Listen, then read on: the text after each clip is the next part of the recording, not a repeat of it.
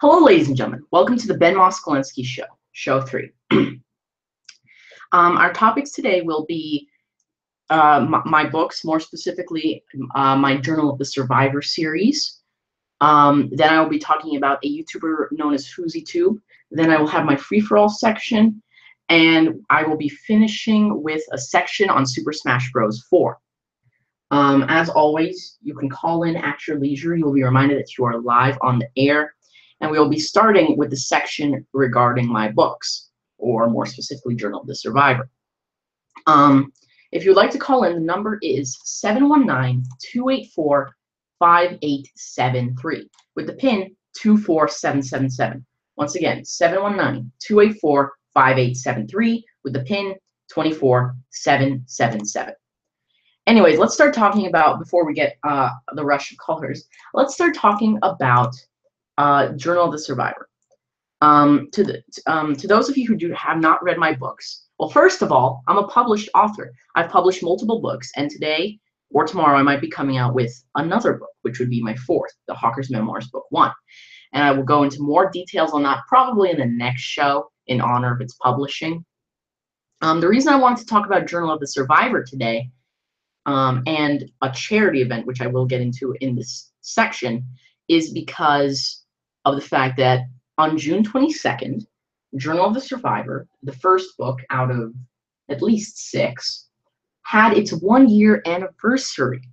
So I was celebrating that on my Journal of the Survivor collection, which you can go check out on my Google Plus account. Now let me give you a plot summary of Journal of the Survivor. The year is 2209. In 2160, there was a horrible plague which wiped out a large percentage of the population. The world was in tatters. Everyone was afraid. The plague had finally worn off by 2164, and the world was returning to its normal state.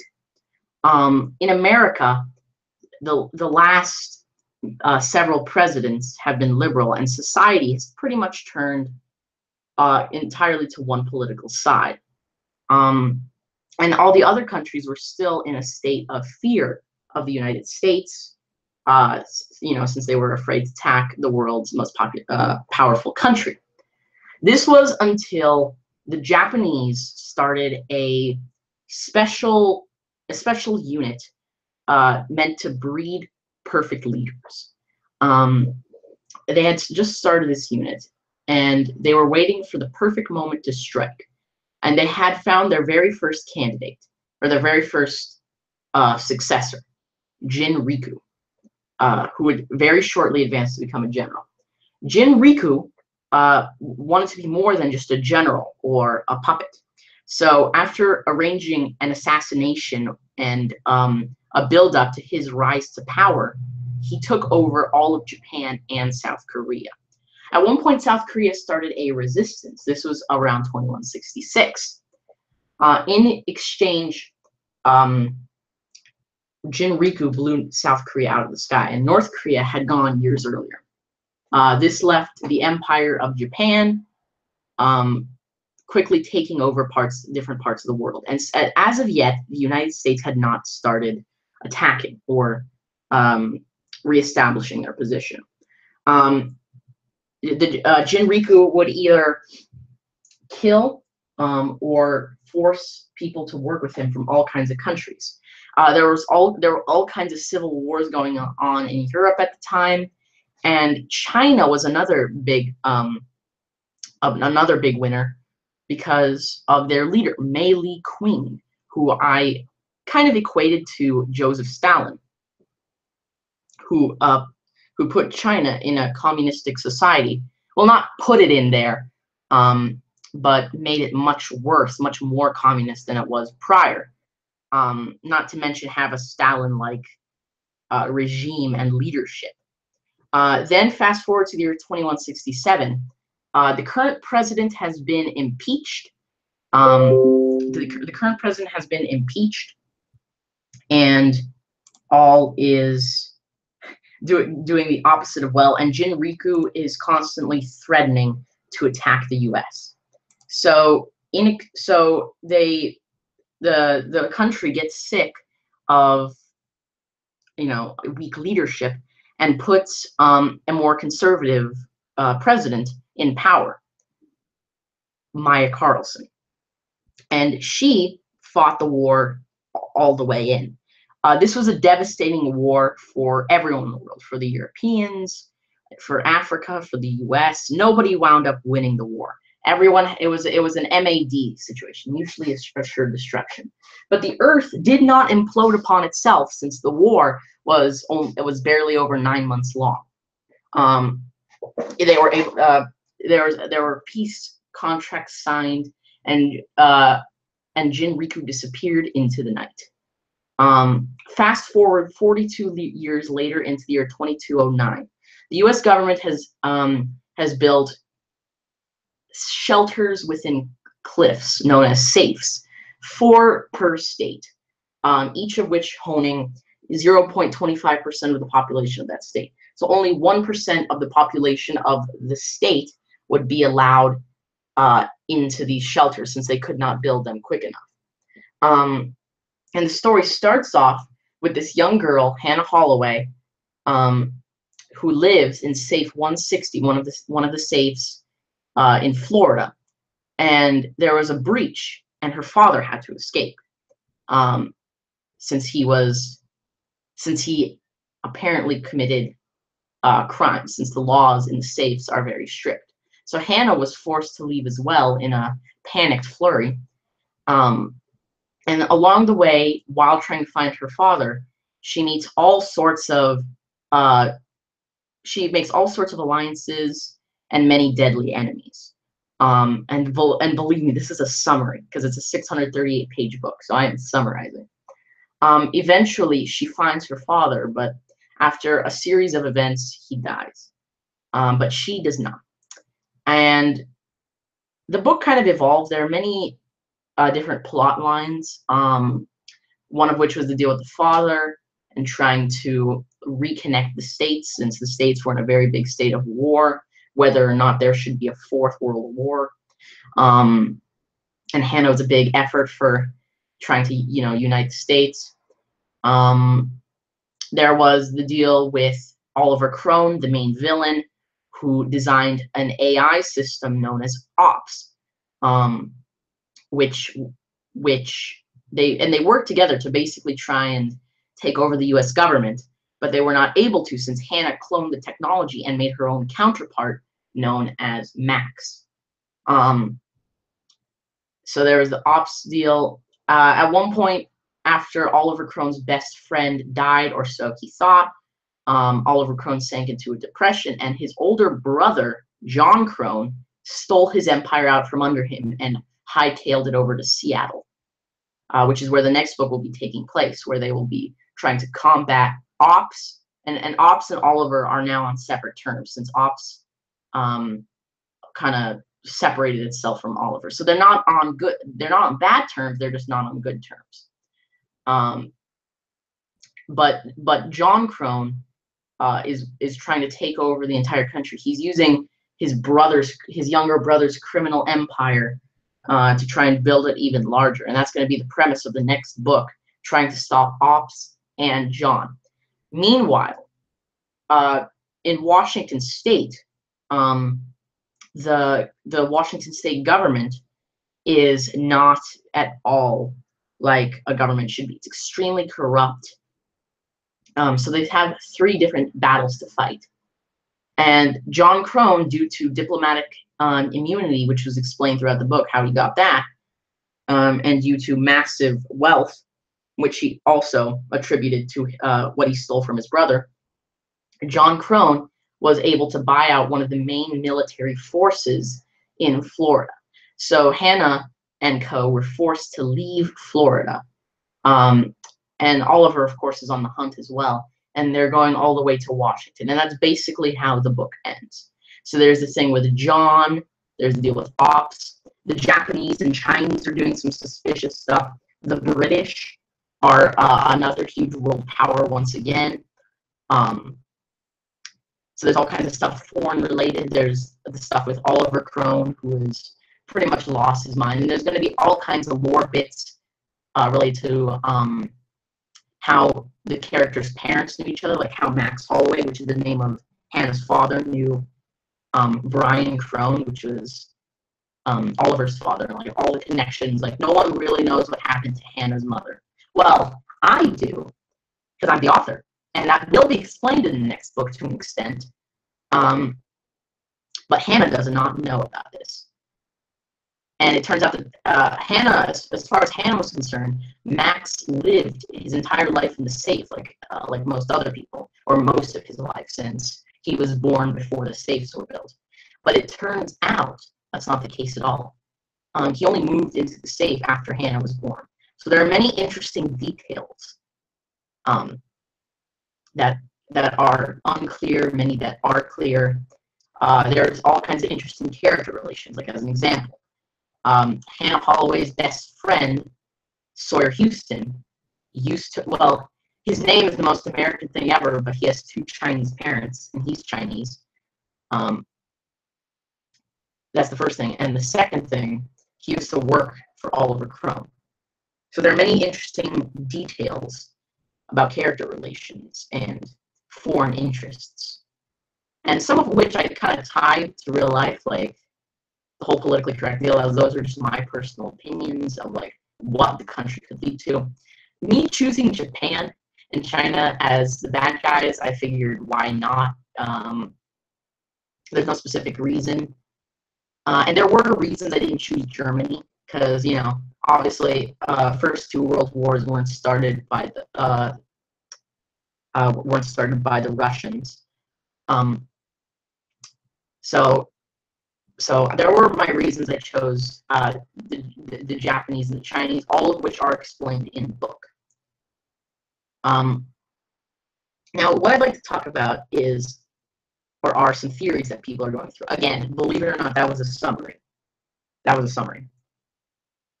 So one popular theory is that Hannah Holloway's mom is not dead.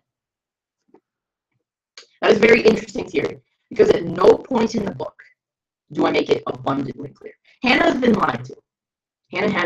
Clearly, because like the father has told lies, her father's friends have told lies. Like it's clear that there have been lies throughout this book. So I mean, it's unclear whether or not she is dead, and her name is also unknown. Like as far as Hannah thought, her name is Claire, but on all the official records, it's registered as Sophie. That's another interesting detail. But at no point in the book do I really give any hints. Obviously, people can analyze details way too much, but at no point in the book do I really give any clear indication that, yes, Hannah Holloway's mom, either Claire or Sophie, and again, there's a huge reason why I didn't make her name clear, which will, again, be talked about in the next book. And if you'd like to go buy Journal of the Survivor 2, once I start working on it, which should be in the next couple of weeks, I will make sure to link it. I was very clear about, like, to make it completely unknown whether or not she was alive. Now, another theory for some reason is that since Hannah Holloway faked her death, which she did, that Max Holloway also faked his death. I'm going to deny this theory right now. He didn't. He's dead. There's nothing else to it. I mean, I don't know why people thought that. I mean, you could say the resurrection of any character. Spoiler alert, because this is another big spoiler. At one point, Sawyer Houston, the best friend of Hannah and Oliver, at one point he doesn't fake his death. It just everyone thinks he's dead for a while. There were no theories that he was alive, even though I gave very small details, only one of which has ever been noticed. But with Claire or Sophie Holloway, I made it abundantly clear. Give no details whatsoever to describe whether or not she is alive or dead.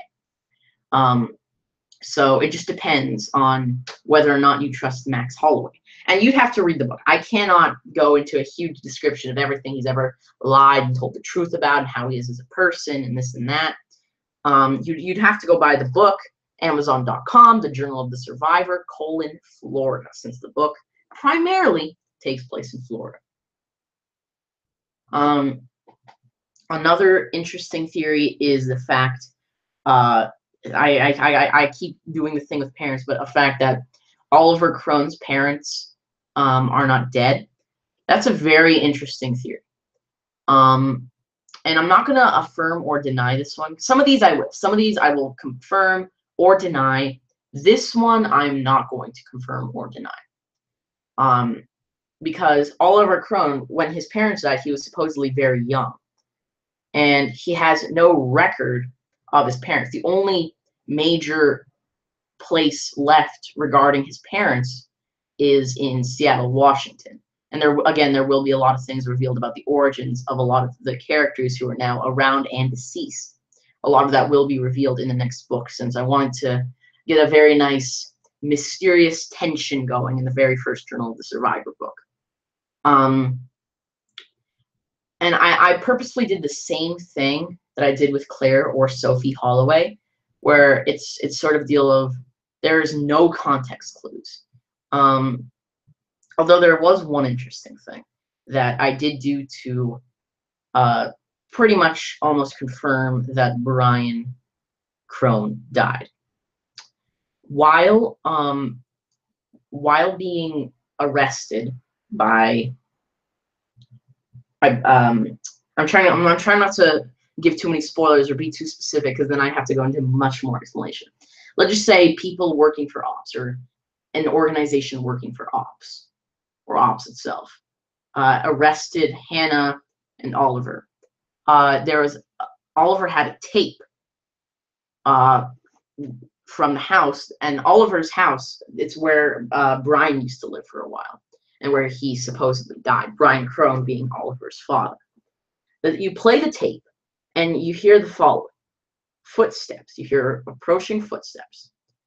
You hear pouring, like water pouring, or some sort of a liquid pouring into a glass. You hear Brian Crone saying, "Ah, Max, very good to see you. Would you like? What are you doing with that gun? Dear sweet God, put it down. Max, this isn't funny. Put it down. Put it down." And then the footage ends. It's very specific footage. Now, some people think I put this in as like a deal of Oliver Crone's father is dead, 100% dead.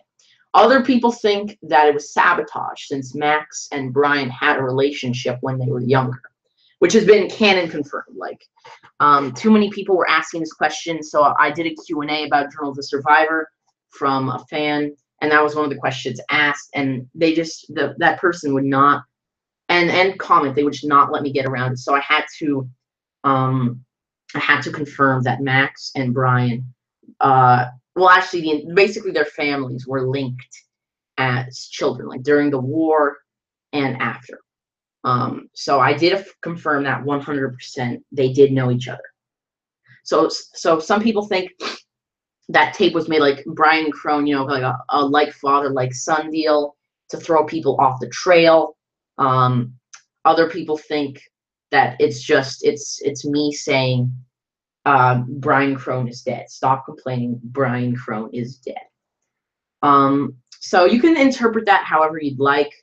Oliver Crone was obviously very mad, but that was worked out in its own way. And again, you can read the book to find out more details on that. I believe it was chapter 10. If you'd like some more specifics on that one moment, to see if I left anything out. One thing that a lot of people, not a lot of people, but a fair amount of people noticed, was the fact that I hardly ever talk about Oliver Crone's mother. I believe Oliver Crone is brought up 3 or 4 times in the book, and maybe it was mentioned once separately by Hannah Holloway. In a 638-page book, that's a pretty big deal considering how relevant this character must have been. I kind of did that intentionally. I did not want to put a lot of attention on Oliver's mother, because I'm not even sure if I'm going to make her relevant in any way. Brian Crone is going to be very relevant. Max Holloway is already very relevant, and Claire or Sophie Holloway, same with her. Both Brian and they're going to be relevant. Some of which already are to an extent, but they're all going to be very relevant in the future. Another interesting theory is that Oliver and John are not related. This is another theory I'm not going to confirm or deny. But some people think that, judging by the description given of Brian Crone, and since since John doesn't look much like him, but Oliver does, some people, this is a smaller theory. I want to work my way through a lot of these theories that have come up since my last Q&A, which was ages ago.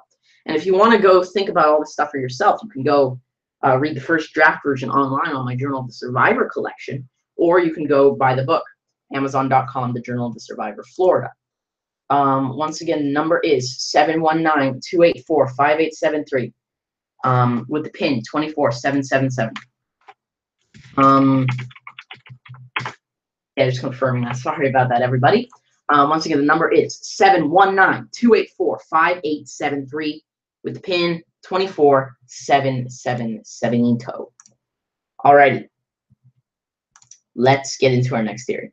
Or sorry, continuing with that. So some people think that John Crone and Oliver Crone aren't brothers, or blood brothers at least. Like as an example, they're not very similar in any way. This is not one of the more popular theories, since a lot of times people can be just different, like siblings can look different. Some look like their parents, some don't. That's just a common trait. Others say that because it's the future and because Oliver Crone and John Crone come from a wealthy family, that, you know, they could pay to have their kids look however they'd like to, so why not do it XXX way? There have been many, not many, but between the few people who are interested in that one specific thing, there has been a much more significant amount of talk. And I'm gonna do more than just not confirm or deny. You are partially right. Oliver Crone and Oliver Crone and John Crone are not blood brothers. You are partially right. I'm not going to get into a more detailed explanation. So I'm just going to kind of leave it at that. Now, the reason I'm focusing so much on the Crones is because I love their characters. They are so cool. We're taking your calls right now, by the way. Don't forget to call in 719-284-5873 with the pin 24777. Once again, the number is 719-284-5873 with the number 24777. Anyways, back to the Journal of the Survivor. Now, one interesting theory that a lot of people have going on is what is going on in Tacoma. And honestly, I gave one insignificant hint about this, and there was one guy who pointed something out, that this one hint, okay, it wasn't completely insignificant. It was about a sentence long hint, but that was the only reference I had. That guy was surprisingly close. Now, the very fourth safe, there are 200 safes in America, one for each state, or sorry, 4 for each state. The fourth ever safe, Safe 4, was built in Tacoma, Washington.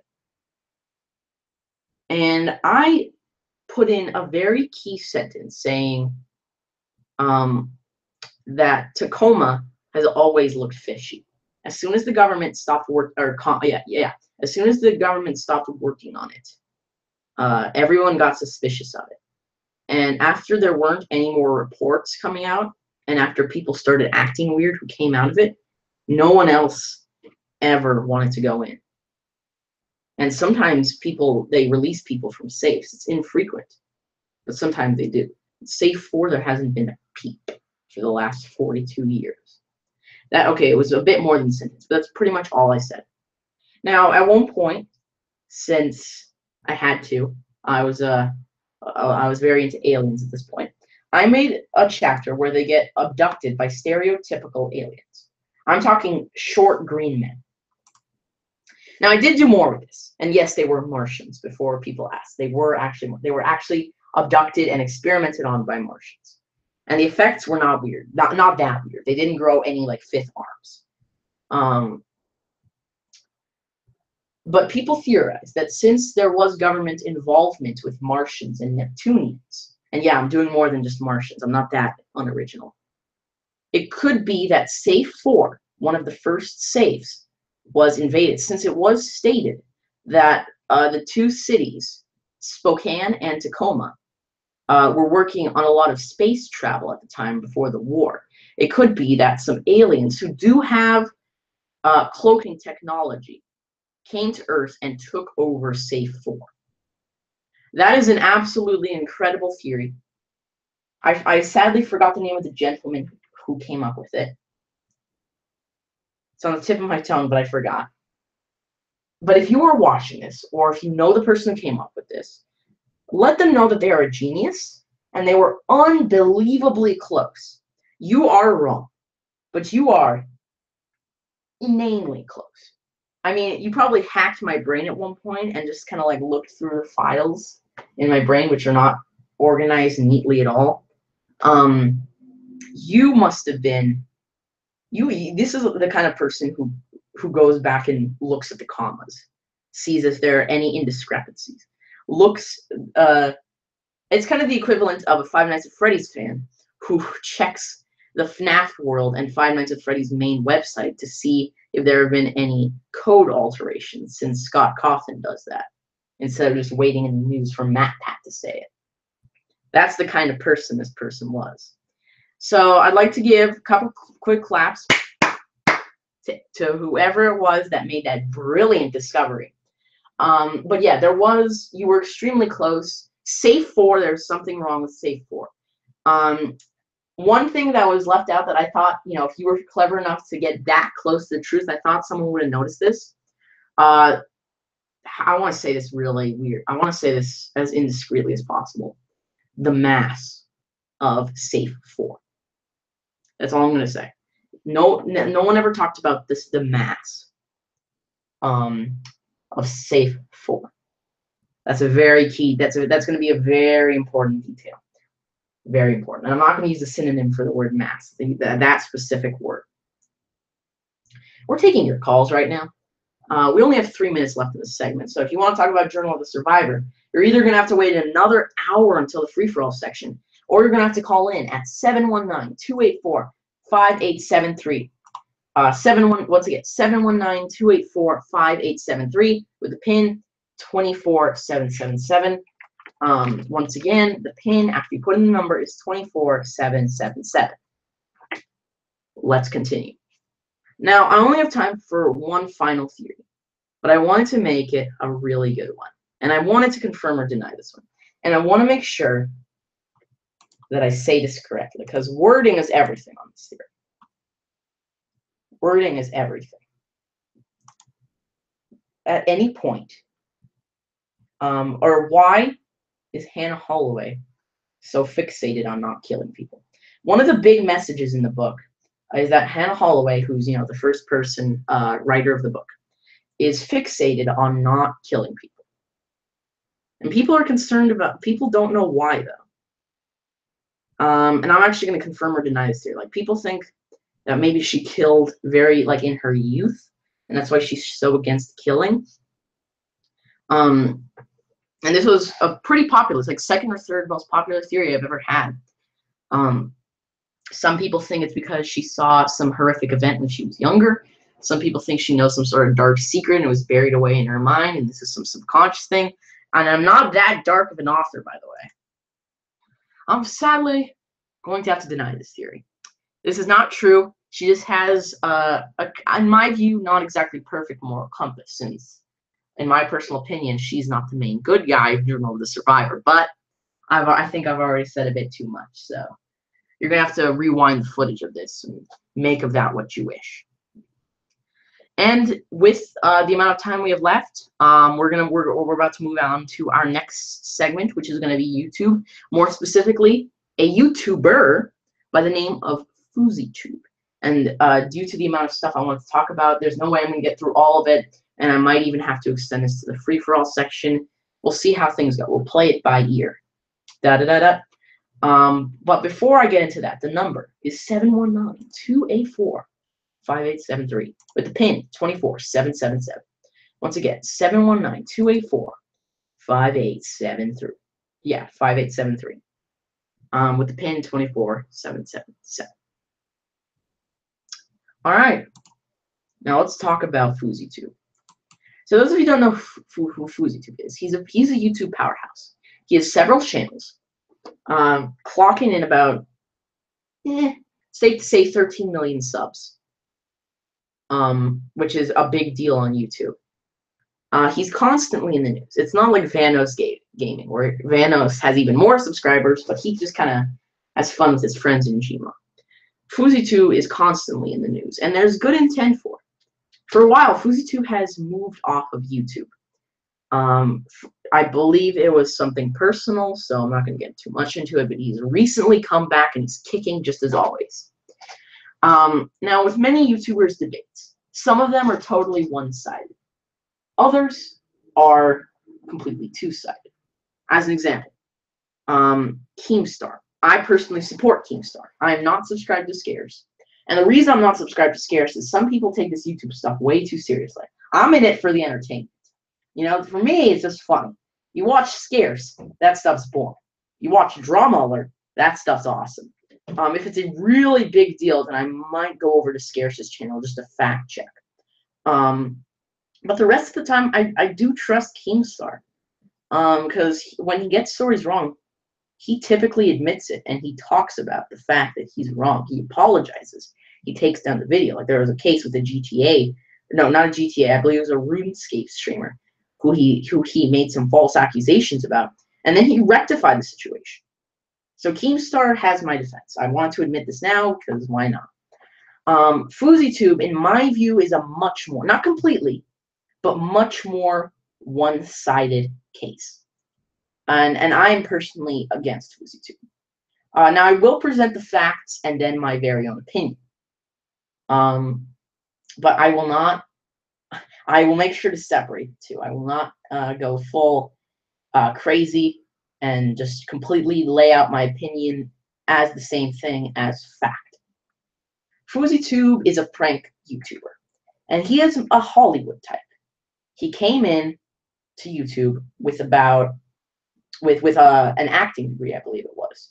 He's a Hollywood type, and everyone else on YouTube before him, the big names like Prank Invasion, I believe Prank Invasion before him, but How to Prank It Up. Who's another example? Sam Pepper, and so on. These people, their pranks used to be much more mundane, but they were real.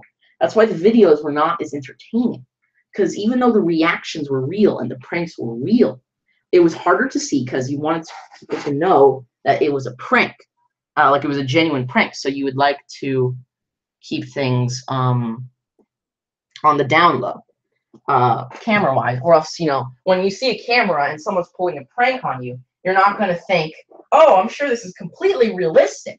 This cannot be fake in any way whatsoever. Of course, you'll know it's a prank immediately, and then the video's moved.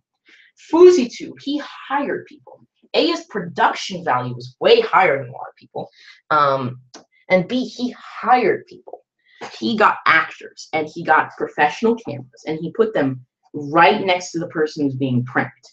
So it looks like you have this amazing prank that's happening right next to someone. Like I believe the scary pizza delivery prank, as an example. He was pretending to be some sort of like weird murderer guy in like a panda costume who has this weird bag and all kinds of weird stuff. And like a lady with, I believe it was a chainsaw, you know, all this interesting stuff. And the camera is feet away from them.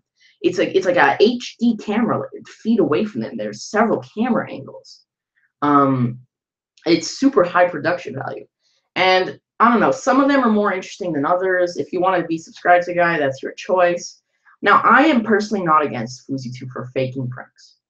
He forced everyone else to fake pranks, by the way, because Sam Pepper and everyone else, they were all getting left behind. Sam Pepper actually talked about this in one of his videos. They were all getting left behind by FoozyTube, because FoozyTube is Hollywood type. He's much better at acting things out. And this would not be a problem if his pranks were real, but you can do whatever you want with a fake prank. You can make the most interesting, most bizarre situation, and you don't even have to clickbait a title. You can be completely honest with your title, which will give you more street cred. And FoozyTube didn't admit that he was faking pranks until years later, when he started to get really, really popular. But again, tons of people did this. I did not like FoozyTube, but that did not make me dislike him. like as an example, FouseyTube has tons of pranks, some of which I found interesting, like well, for one thing, the pizza one. I don't know, or no, actually, that one wasn't too interesting. The escaped prisoner prank. I thought that one was pretty interesting. Um, but like the stealing people's wallets prank, I did not like that one that much. I don't know. It was just me, but it wasn't my cup of tea. And of course, the fact that he clickbaits titles, like everyone does that. I mean, and honestly, he does it a lot less than some people do. Like, so props to him for that. I'm not going to be completely one-sided. But the one thing that really annoys me about FouseyTube is the fact that he fakes social experiments. A lot of people are doing this on YouTube now, but no one did it as much as FouseyTube used to. FouseyTube used to make fake social experiments and say they were real in order to paint a false picture of society and get a lot more views and ad revenue. Some of these cases are much worse than others. As an example, the Change the Way You Think experiment. That just horribly misrepresented society in a completely false manner. I mean, nothing about it was good. Nothing. There wasn't a single part of it that was good. I mean, it might have been entertaining, but it just completely, it was racist. Now, although my opinions, of course, are biased, my facts are not, but my opinions are, I'm not going to be totally one-sided and say, like, FouseyTube is coming from a liberal perspective, so if anyone does it from a conservative perspective, or a super left, or no one on either side of the super scale is correct. Another YouTuber did something like this, Joey Salads, and I'll get into this later. He misrepresented the society in the same way, but from a much more alt-right perspective, whereas FouseyTube did it from an alt-left perspective. Neither of these people are in the right. If this was a real social experiment, this actually happened, I would not be mad at either side. I mean, it's an ugly reality kind of thing. They faked society, and they made certain races look better or worse than others, and that's just horrible. Because where does it stop? I mean, what if we get to the point where, and this happens in real life too, where people could be horrible things like murderers and rapists, and we just don't know if it's real or not anymore. The person could get arrested falsely or accurately, because everything is just a horrible direction for where society's going. And this is becoming a societal norm now, to just do all kinds of fake stuff. Now, again, I will get into what to change the way you think is social experiment later. And I want to be focusing on FouseyTube's social experiments, not so much as pranks. And yeah, cannot get into everything.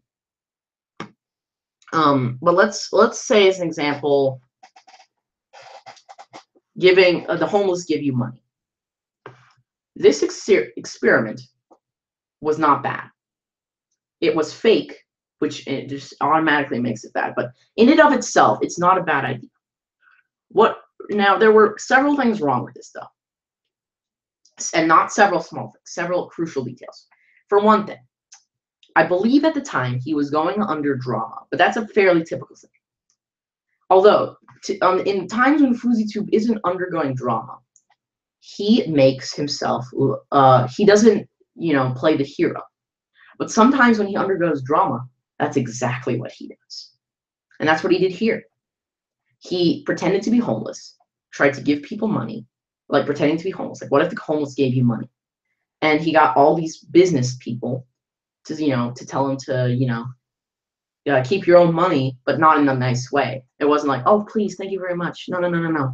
It was like, screw you, kind of a, I got work to do, I'm on the phone kind of a thing. And he made pretty much everyone in that video do it. And he typically blurs out the face of anyone he portrays to be villainous. But because it's fake, he missed, I believe it was only one person, but he missed that one person. If people think, I know this is an extreme example, but if people think this is real, they could find that one guy whose face was clearly visible for an extended period of time, and they could do horrible things to him. This isn't some small channel. FouseyTube has a major influence, and a ton of people don't know that these things are fake. I mean, he could seriously hurt someone with this. The fake prank's fine. Like, It could encourage people to do it for real, but I'm sure FouseyTube has disclaimers. Like, he has his own company, like his FouseyTube Entertainment. He has his own thing. He's not dumb. I mean, despite what some people say who are just way too critical on him, in my view, and like unnecessarily attack his family and all that sort of stuff, like, that's not okay. That's not okay. If you want to fault FouseyTube, respectfully fault him for what he's done wrong in a respectful manner. Don't make some sort of diss track where you swear about him and his family and all sorts of horrible things, because you're not proving that you're any kind of a good person, or that you're any better. If anything, you're much worse. But in this video, that's the first thing that he did wrong, is he didn't take enough precautions. The next thing is, again, he painted himself as a hero when he really wasn't. It's a totally fake social experiment. And another thing is like a reason to smile, which was a real social experiment. But again, I believe it was made when he was undergoing drama. And he made this video where he just gives flowers to random women, even like someone in a wheelchair, and pointed it out as like, look at FouseyTube, this great guy. All right, looks like we got our first caller here. Hello, caller. Hello, caller. You're on the Ben Moskalensky show. Right now, our topic is YouTube, specifically FouseyTube. Hello? Hello. Okay. This is. Oh, this is Joe. Okay. Oh, this isn't Joe. Wait, your voice is different. Hold on, hold on. No, it is Joe. Either that or it's my favorite section of the show. Which is it? Oh, you caught me. Yes. Sorry, what? Can you, I'm sorry, are you Joe or what? Oh, yeah, I'm Joe. You caught me. Good job. I'll give you something to think about then. Great. Well, hopefully at some point Caleb will call in. Hopefully, can I please talk? It's my show. Hopefully at some point Caleb will call in with his Imagine with Caleb show. Anyways, Joe, right now we're talking about FouseyTube, and we're talking about the fact that he's been faking social experiments, and for a long time he was saying it's real. And right now, in particular, I'm talking about the what if the homeless gave you money experiment, or sorry, a reason to smile experiment, where he pretty much, at the time, he was undergoing drama, and he was giving random women flowers just to paint himself like a hero. Now, in your view, is this morally correct or not, and why? Well, depending on what he's doing or what his goal is, I mean, giving people flowers isn't so bad.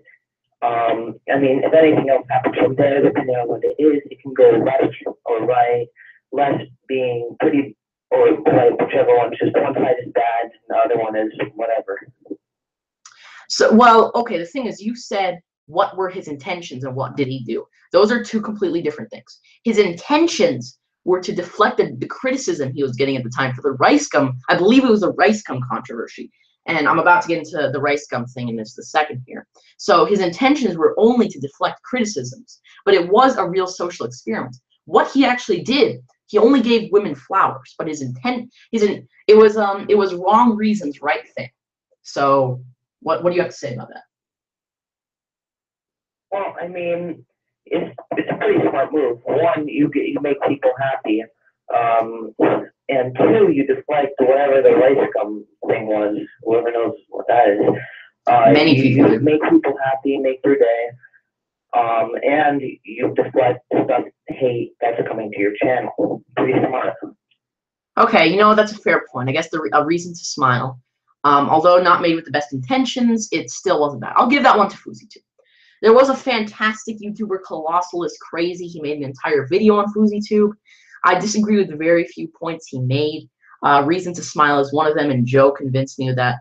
And the deal with his parents' house, which I'm not going to get into, because that's a whole other thing. Those are the only points I disagree with him on. Every other social experiment, I disagree with FouseyTube on. As an example, I want to make my way. I want to gradually lead up until change the way you think, which is by far, in my view, his worst social experiment. And hopefully Joe and other callers can join me for that. So the next one I'd like to talk about is the suicide experiment. I can't believe I'm jumping from not change the way you think, a reason to smile all the way to the suicide experiment. So FoozyTube and his mentally sociopathic friend Roman Atwood, that was sarcasm. FoozyTube and his friend Roman Atwood, who's a lot like FoozyTube, just not as many fake social experiments. So that's why I'm focusing on FoozyTube. They made a social experiment together in which they pretended to be suicidal, and they went into separate taxis and they pretended to be suicidal. Like they talked about all the things going wrong with them, and in the end, like. And by the way, once again, this was a fake social experiment. Like he got the people to pay. He got the cab drivers. They paid him to stop. So it kind of portrays society falsely, be it good or bad. In my view, portraying society, again, be it good or bad, is not a good thing. And by the way, I'd like to hear more opinions than just Joe's, who had a weird mic glitch at the beginning. So don't forget to call in 719-284-5873 with the PIN 24777. Once again, 719-284-5873 with the PIN 24777. Now, continuing with the suicide experiment. In the end, both taxi drivers tell them not to do it, and there's a nice emotional scene at the end where they hug. Now, at this point, I am not mad at FoozyTube. I did not know they were fake yet. Although, even with the fact that these were fake and that it falsely portrays society to be better than it is, and again, maybe society would have done this, maybe not. They should have made it legit. The thing that really made me mad was share this video to possibly benefit others. Okay, and then leave a like. It was something like that. I mean, it was clearly like a masquerade to get more likes and views. What's your opinions on that, Joe? This one is more two-sided. Sorry, real quick. This one is much more two-sided than the next couple I'm about to get into. But what would you have to say about this one, Joe? Well, this could go two ways. As we see, FoozyTube and his buddy Roman Altwood are doing a social experiment, and it's about they're portraying themselves as suicidal. It's, in my view, or because I haven't seen it, I believe, it's basically, what would society do? How many people of this kind would actually help you, rather than people who won't do anything and hope that you don't do it? And it's not really the best thing to do. I mean, you're not suicidal, for one, definitely not. And then two, I mean, getting money, should have said it was a social experiment at the end, which hopefully they did. Well, but it is kind of good to know how many people, or supposedly the number of people, will actually care and help. Mm-hmm. And if you have suicidal tendencies, like call the suicidal hotline, I don't know the number. Great job, Joe. But yeah, I really do agree with a lot of the points you just made. And by the way, just for everyone to know, between 4 and 4:30, we're gonna have a free-for-all section, which will probably talk more about FoozyTube. And between 4:30 and 5, we're gonna have a section on Super Smash Bros, like the tier lists and what's wrong with them, what's good with them, the DLC characters. So Joe, if you don't want to talk about FoozyTube all day long, feel free to call back. And we're still waiting on Caleb at some point. We're still waiting on Caleb at some point to call in with his beautiful Imagine with Caleb section. I was sent an anonymous message by him, even though I blocked his number 8 times per day. He still was able to send me an anonymous message saying today would be 2 Imagine with Caleb. So that's fantastic. But yeah, I see the point you're making. And of course it was a social experiment since it said so in the title. But the thing is, all these videos, I forgot to mention, are still monetized. They are gaining money from this. I mean, it's not just the pranks, it's the fake social experiments. Getting money from pranks is fine. Nothing wrong with that. Be it fake or real pranks, getting money from that is fine. Getting money from social experiments, actively misleading people into thinking about society a different way, is just not right, in my opinion. But hey, that's just my opinion. Joe has his opinions, which are very good and respectful. And Joe, it's great having you. Hopefully we'll have some more calls. Hopefully not Caleb with his beautiful imagines, because the last one I still have nightmares every night. But anyway, 719-284-5873 with the pin 24777. Once again, 719-284-5873 with the pin 24777. Now, there are two more social experiments, at least, that I want to go through. Second of which will be the change the way you think experiment. And he has no defense for that one. And I don't think he has as much defense for the one we're about to talk about either. Have you by chance seen the public rape experiment? Public rape experiment? Yes. What the heck have you been watching? Hold up, then what? I've been doing research. No, I have not. Well, I don't go search public rape experiment on the internet for fun. All right, fair point, fair point. So at one point, Fuzi2 made this experiment, and he got an actress. And again, it was described, she was an actress, but I don't think it said that in the video, but I could be wrong about that. This part I could be wrong about.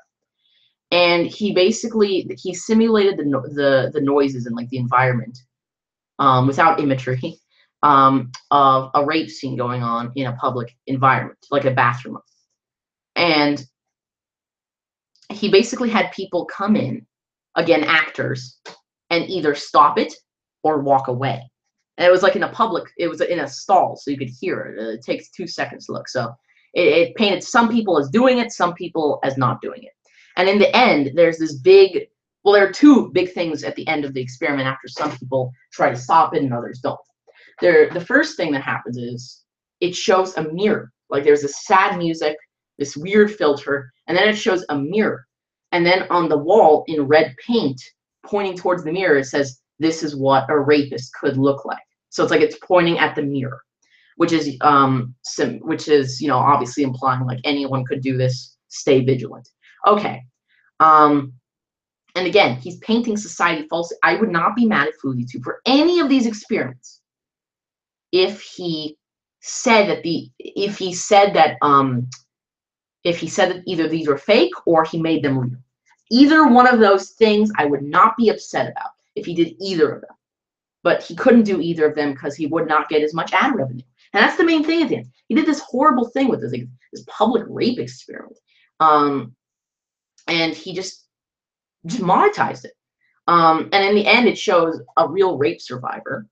And I mean, luckily he blotted her face out, but there have been people who can like filter the video. He should have speaking of not taking enough care, you can actually unfilter her face to the point where you can see it. I've not looked at this myself, but I've heard many people talk about the fact that with certain filters in Photoshop, they can see the actual rape survivor who like reenacts part of the story, who actually talks about it at the end. And either way, it's horrible. If it's a fake experiment, and the lady is illegit, then he's trivializing rape pretty much. And if it's real, then he's trivializing her by putting her in an, I believe it was 10+ minute video for more ad revenue. What are your opinions on this, Joe? Well, to get started off, one, it would kind of benefit his channel. It definitely benefit him. One, for the clickbait, the views, share.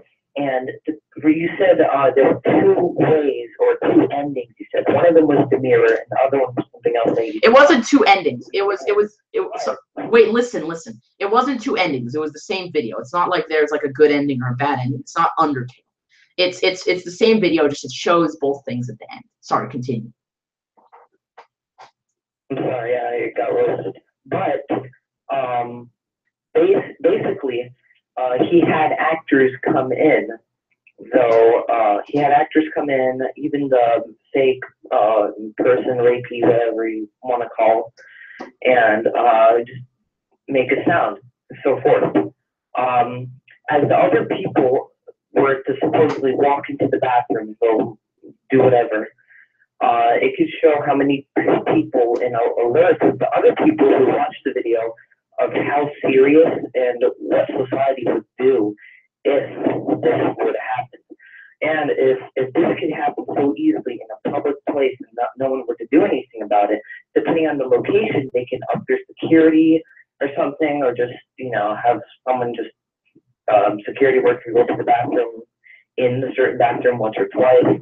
I can't really defend this one because I haven't seen the video, so forth. But you made good points. Thank you, and so have you. But the thing is, the reason I cannot begin to defend FouseyTube is because either it would be okay, it would even be okay if he said this particular social experiment. If he would have said this one was fake, I would not be mad. Or if he would have made it real. Either of those things. Even if he would have said it was fake in the video, or in the it wasn't even buried in the description. No, at no point did he say in the social experiment, in the video, in the comments, in the description, nowhere did he say it was fake. And it was revealed that his social experiments were fake. And there are just so many ways you could pick it apart. But the thing is, he benefits from these controversial issues. He trivializes them to nothing, pretty much. To being a haha 10-minute ad revenue, another haha 10-minute ad revenue video, and he monetizes it, and he gets thousands of dollars from playing to people's whims and weaknesses.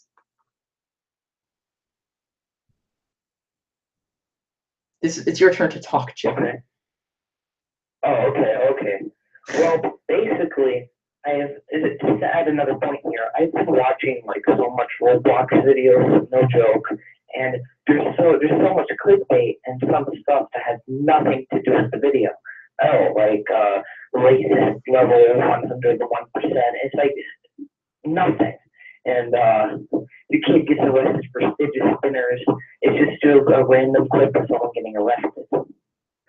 And to go back to FouseyTube, he gets money mainly from the point of the views, probably the content, the people who subscribe. Every flag, share, like views, so forth, I believe you get money, and that's how you get a lot of money. For example, PewDiePie got 7 million in 1 year for making videos.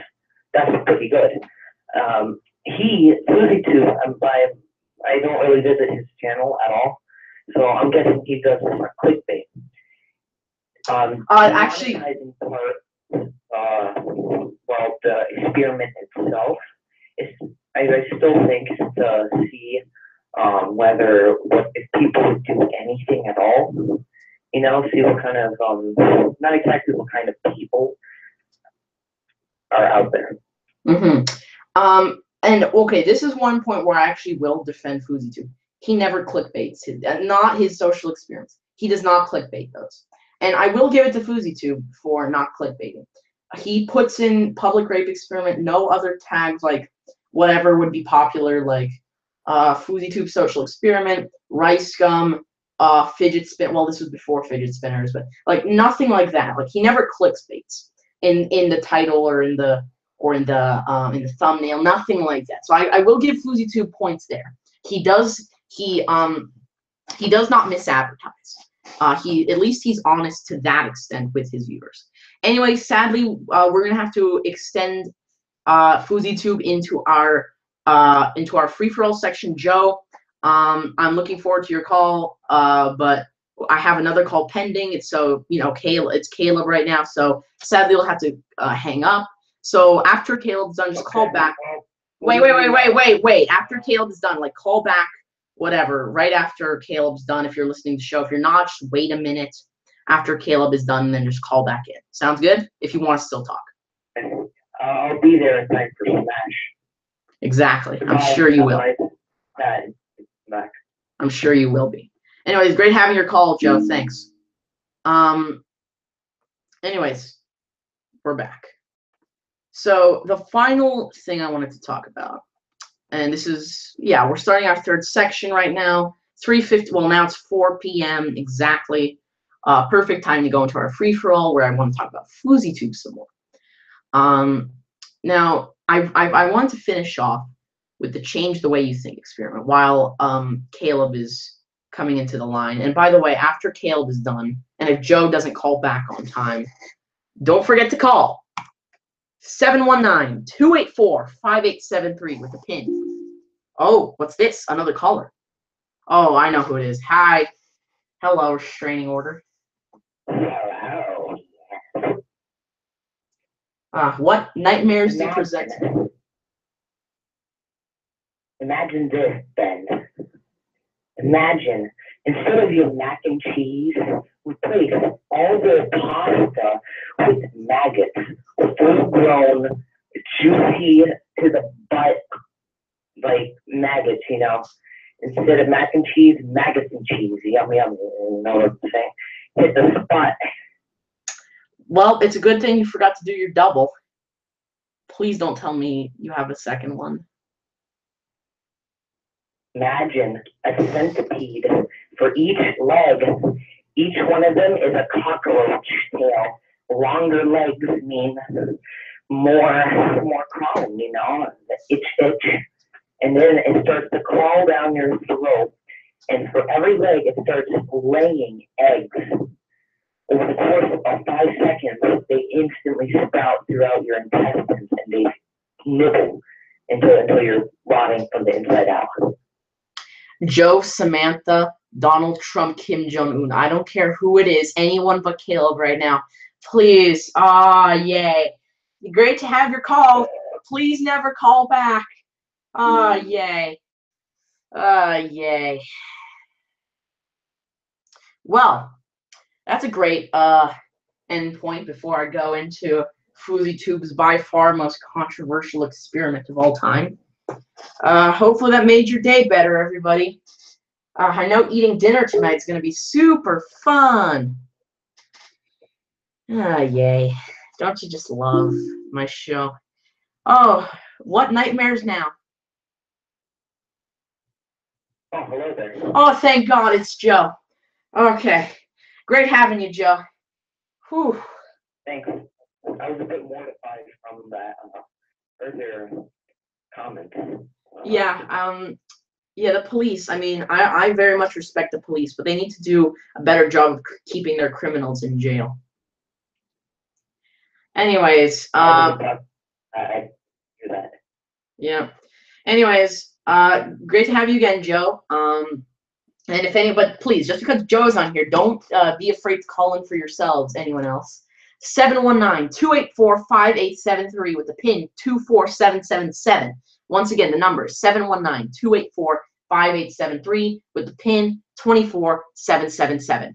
Now, I want to talk about, to end off the FouseyTube thing, or at least come to a semi-climax. We'll decide whether or not we want to keep talking about his experiments, because he has more.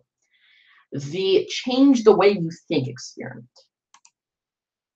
Now, this was made after an infamous tragedy, which kind of started the entire Black Lives Matter movement. I'm not going to comment on the movement itself, because that's unrelated. Because whether or not you support that movement, either way, what FouseyTube did was scum. Either way. And this is the one he received the most criticism for, and rightly so. And Joey Salads did something similar. I'm going to talk about Joey Salads right after I'm done with FouseyTube, since we're in our free-for-all section anyway. What FouseyTube did was, he made another fake social experiment. It starts off with this this black gentleman eating lunch or having a picnic with a lady, and a white gentleman steals the purse. Again, all three of these people are actors, and they start running, like the black guy starts running after the white guy, and they start running after each other throughout the streets, and the black guy yells "stop" towards the white guy, and some other guy like tackles the guy who yelled "stop," like, and then they had the opposite situation where the black gentleman was the criminal and the white gentleman was the good guy. And in both situations, when the person who was chasing the person with the purse yelled "stop," in both situations, the black person was stopped. And this was shown as a sign with, hashtag change the way you think. And FouseyTube even dedicated the video to the victims of some sort of a police shooting that had happened shortly before, since this was the only thing people were talking about at the time. So what Fuzito did was, and he admitted to this, this was another fake social experiment. He painted society to be completely racist, and he even dedicated the video to the people who were shot. Just he didn't. It's kind of like, I mean, this is a much more extreme example, the one that actually happened, but to dumb it down, it's like someone starting a fire. People are toasting marshmallows, or people are making their marshmallows. They're toasting. They're adding on to the fire. You know, there's a mutual gain and give benefit. And Fuzitube, he steals everyone else's marshmallows and forces them to cook his marshmallows to a perfection, and then he just eats all the marshmallows himself. That's kind of what it was, pretty much. Anyways, Joe, what do you have to say about that? I want some marshmallows too. Basically, what you said was there are two people having a picnic. One black, one white. No offense to anyone. I don't care anyways. One black, one white. Some white dude just chilling decides to take the person, runs, right? As you said. So there's running, and if they're both actors, correct? Yes. So the two people who are running? Yes. Everyone was actors. The guy who stopped the black gentleman both times, the black gentleman, the white gentleman, and the lady. They were all actors, all four of them. Okay. There's only 4 actors in the entire video, I'm guessing, because he wouldn't just make a whole block or 2 or city. I believe so. So when the black dude yelled to stop, when he yelled to stop, someone in the crowd reacted. Because when they saw, I don't know, like two males running after each other, you know, and someone yells, stop, you know, like stop. Things, depending on the person, things could be pretty bad. For example, if you say something to the wrong person or to a different person, 2 different things can happen. You know, like, may I have some candy? You know, to one person, like, oh, sure, here, thank you. Thank you for the candy. And the other person is like, see. Oh, okay, hold on. The other person is like, I don't have enough candy. Can't you see? I don't have enough to begin with. You stupid, and so forth. I can't really make a relation, but basically, in a nutshell, what I'm saying is, when in a crowd, if you see 2 like freaking, I guess, bulky, I don't know if they're not, I haven't seen the video. They're normal people. 2 people running after each other. One person says stop. It could sound like, I don't know, like someone got hurt or someone shot someone, I don't know. And then they tackle whoever depending on the case, like whoever they see first, whoever they think could be bad, you know? Well, actually, okay, your point would be valid, but there were 2 mistakes. One mistake by me, one mistake by you. First of all, there weren't 4 actors, there were 5 actors because it was a different guy. It was the same 2 gentlemen, the same lady, but it was, or sorry, no, it was the same 2 gentlemen. Yeah, I believe it was, or no, the gentleman. No, it was completely different. I'm sorry. Right, because then it wouldn't look good. I believe it was 2 different people. No, dang it! It was everyone but the black gentleman and the white gentleman. Everyone else was different, but those 2 guys were the same. The thing is, they switched positions, and both times the different person in the crowd tackled the black person. Whether the black person was being chased or was the chaser, both times the black gentleman was the one being tackled.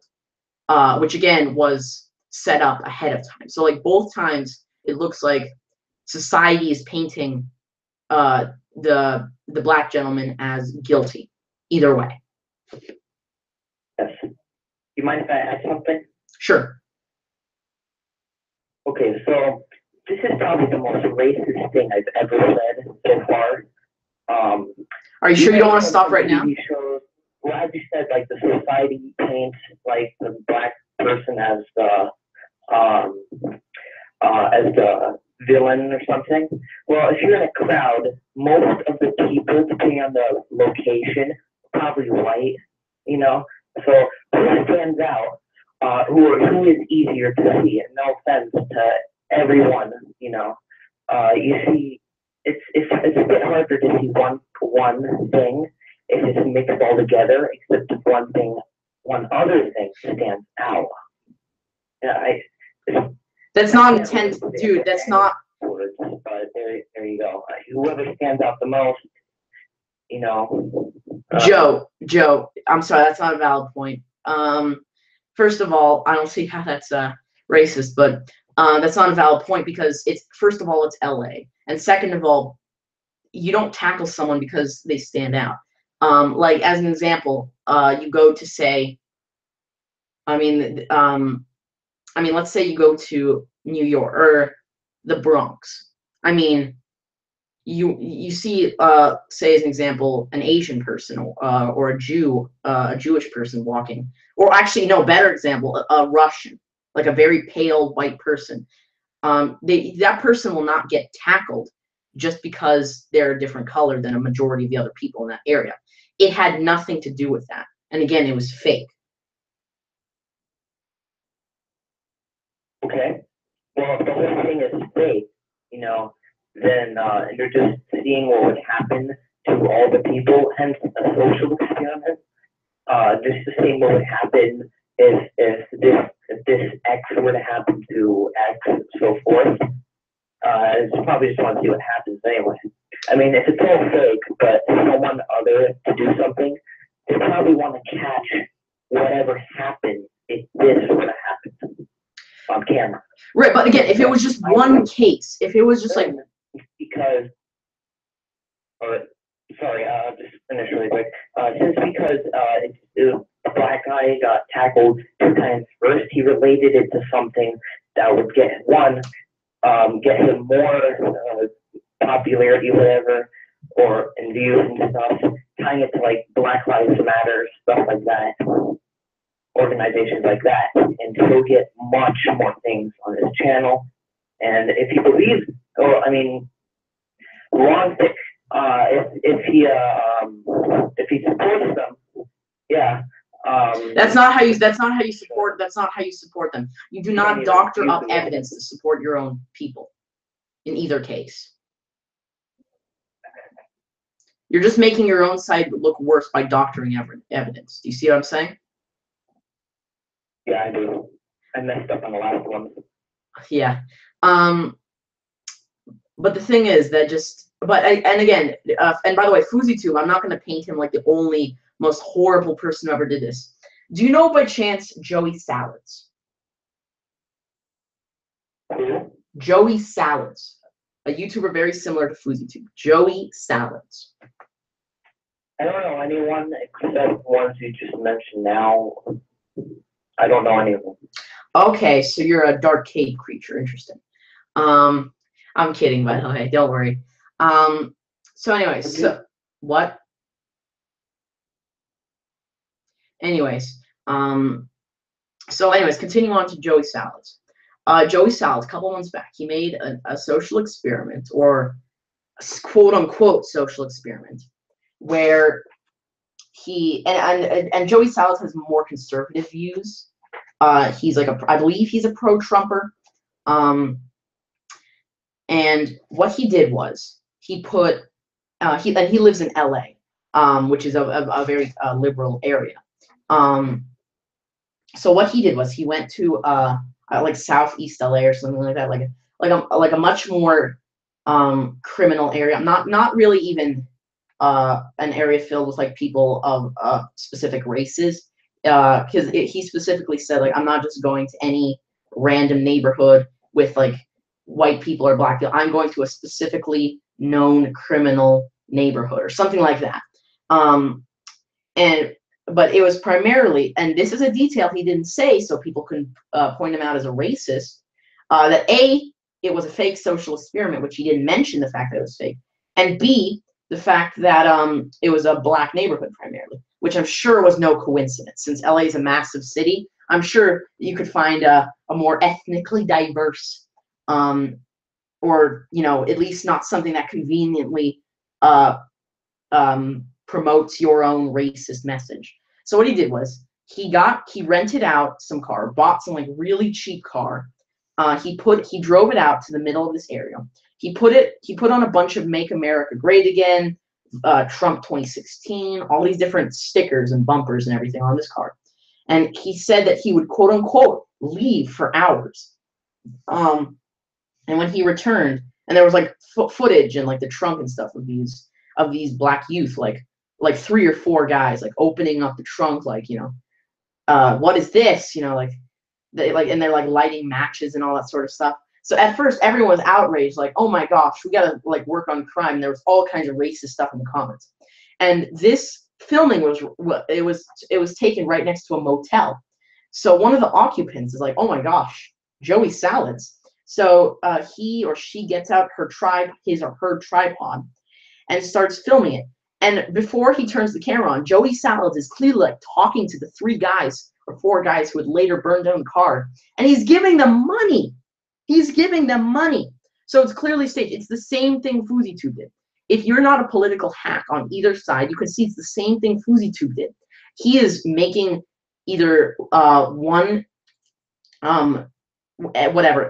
group of people, be it men, women, white, black, Asian, Jews, Muslims, etc., make them look worse than others. Like FouseyTube, back to FouseyTube for a sec here, he made an experiment called the bald experiment, where he basically went out on a bunch of blind dates with women, and he had his hood on at first, and they were all in love with him. And then he showed them that he was bald, because he actually was bald, and they were suddenly not attracted to him. So like, these people are just racist and sexist pretty much, because Joey Salads, I mean, whatever your political message is, you can push it with a mask of it being real. Like FouseyTube wanted to make white people and women look bad. Joey Salads wanted to make black people look bad, and it worked. Hello?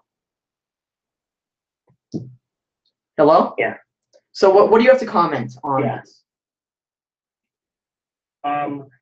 Well, you made some very interesting points. Referring back to the car he bought,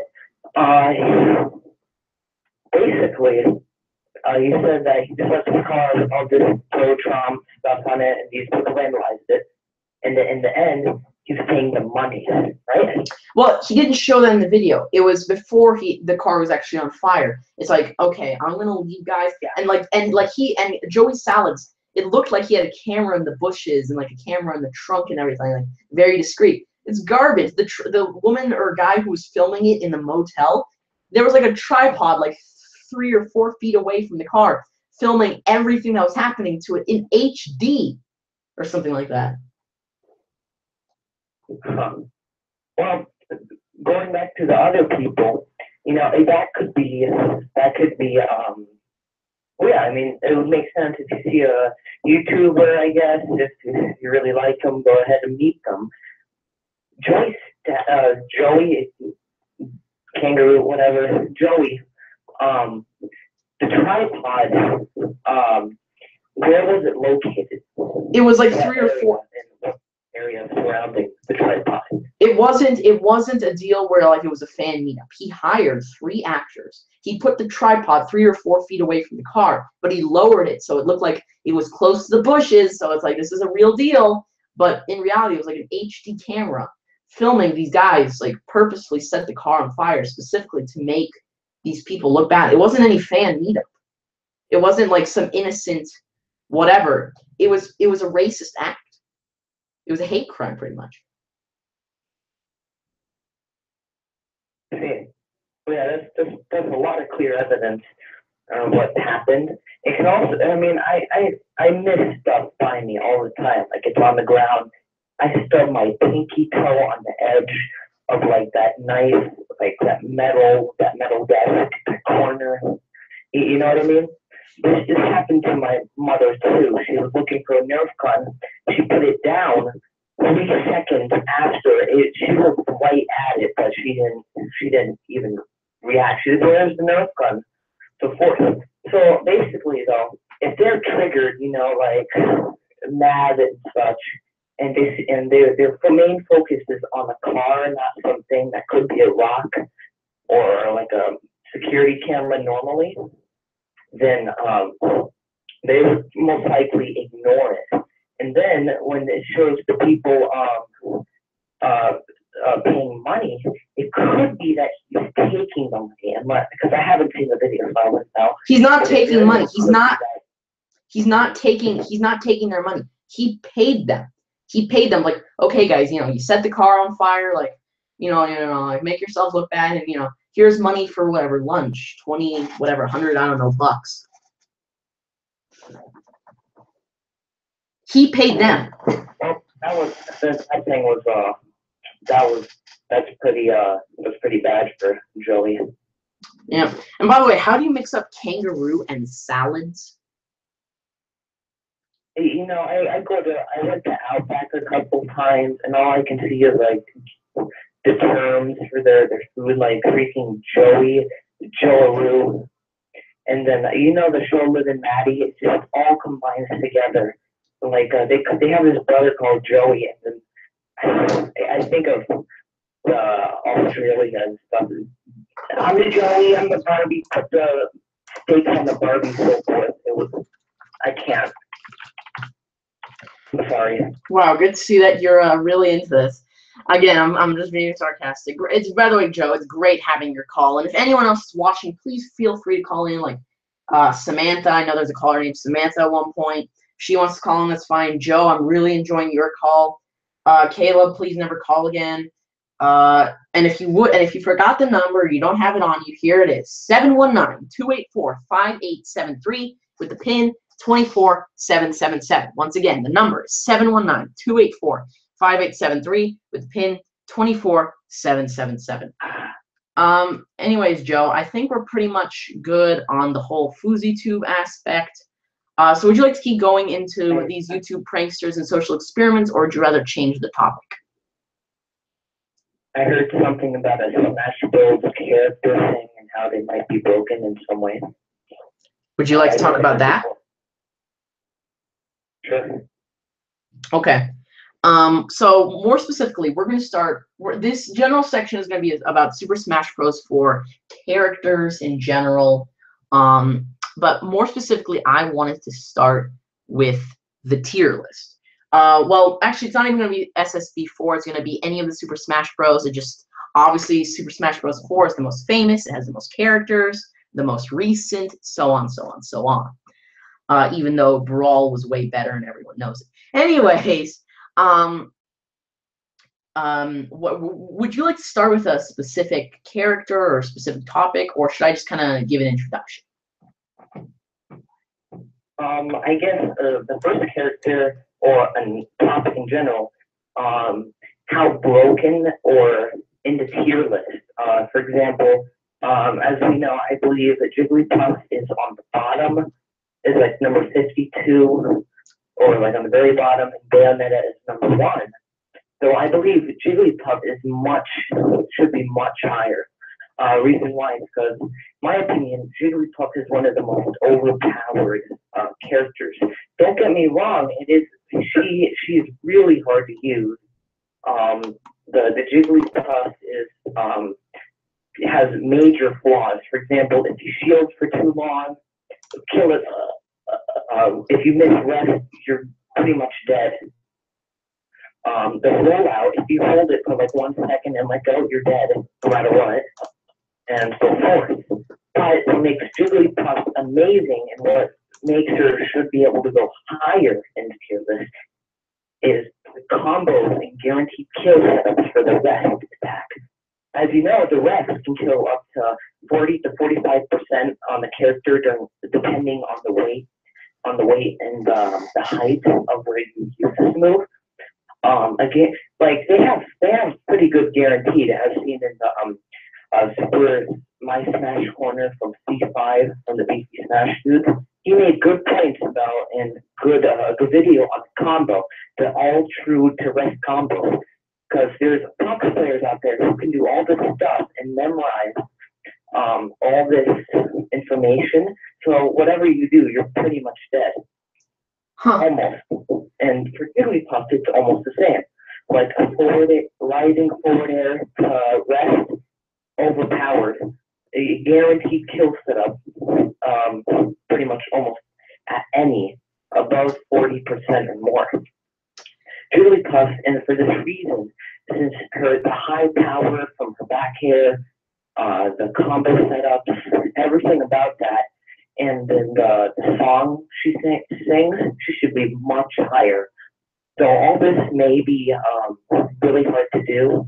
It will be easier to pull off with practice and in the right timing. Olimar should be on the bottom, in my opinion. I mean, he freaking sucks.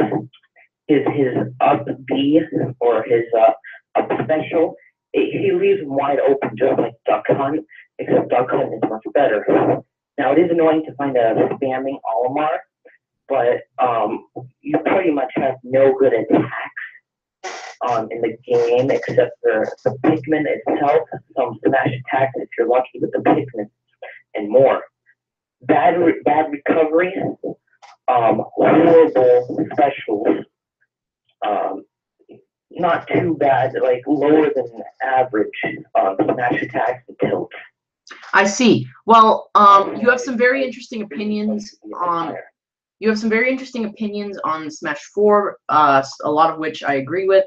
But I'd like also to hear other people's opinions. So if you'd like to call in 719-284-5873 with the pin 24777. Once again, the number is 719-284-5873 with the pin 24777. Now, one thing I found interesting was, in my view, there were a lot of things wrong with the tier list. Like, for one thing, the fact that King DDD is on the F level. I mean, no, he isn't. King DDD is great. Although Jigglypuff, I would put Jigglypuff a bit higher. Jigglypuff, in my view, is not that good of a character. I remember Bowser. I was playing with Bowser, who is my second main. I'm playing with Bowser, and I was playing with this one Jigglypuff, and we had 6 games in a row, and I beat this one Jigglypuff like all 6 times in a row. Although some characters are mapped out really well. Like there's a Marth, like Marth is in A tier. I think that's a perfect deal to put Marth on A tier. Like Toon Link, who is my main, I played just one game against the same person who was playing against as Marth. And that person just kicked me to the curb as Marth. But Jigglypuff, I don't know. I think they should have put Jigglypuff higher than 58 out of 58. But they really should have put Jigglypuff not that much higher. Whereas some characters they put way too high. Like Mewtwo, in my view, should not, and Rosalina and Luma, they should not be A tier. Zero Suit Samus should be S tier. Donkey Kong or Diddy Kong should be A tier. Like some things they only got somewhat wrong, but some things I'm very mad at. Like Sonic is A tier. Are you kidding me? Sonic is A tier. Yes. It's just it's actually, I'm looking at the list right now. Sonic is the best is the best tier list character in the A section. Interesting. Okay. Of course.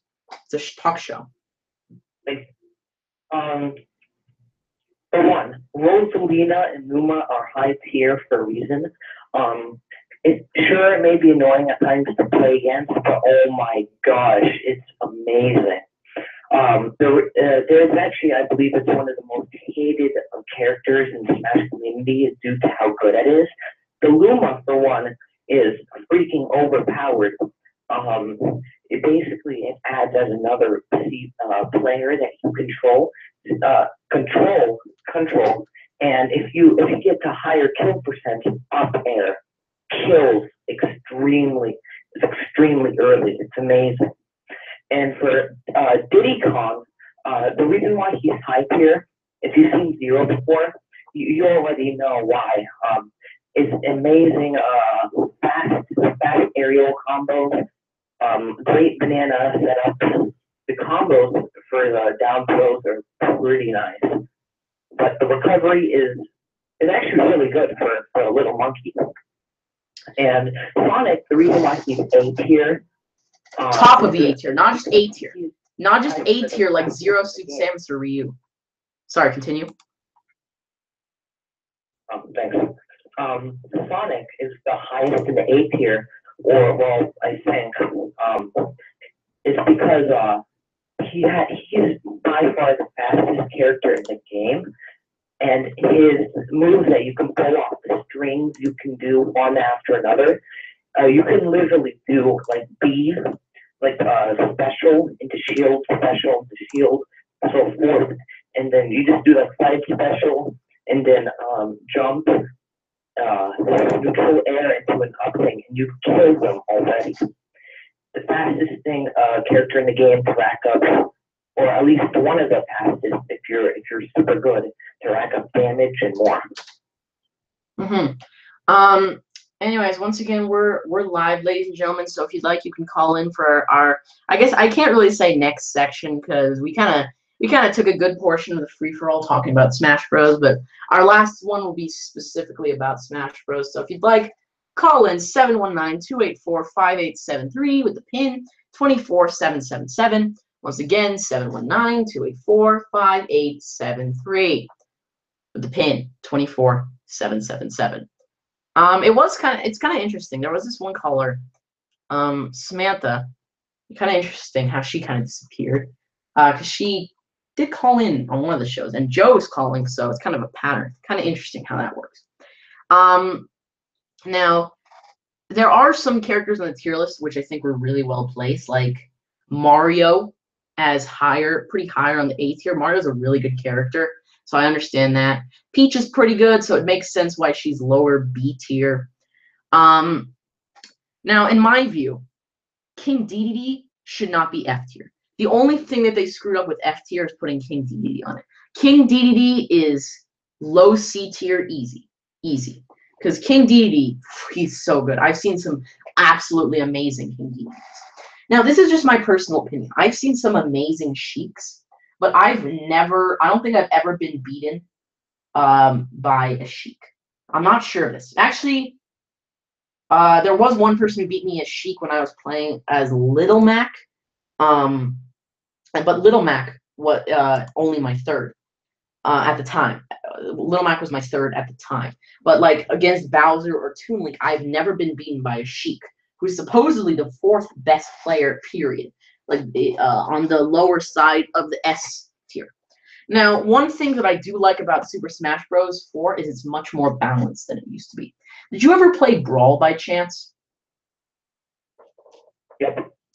Do you remember Meta Knight? I have.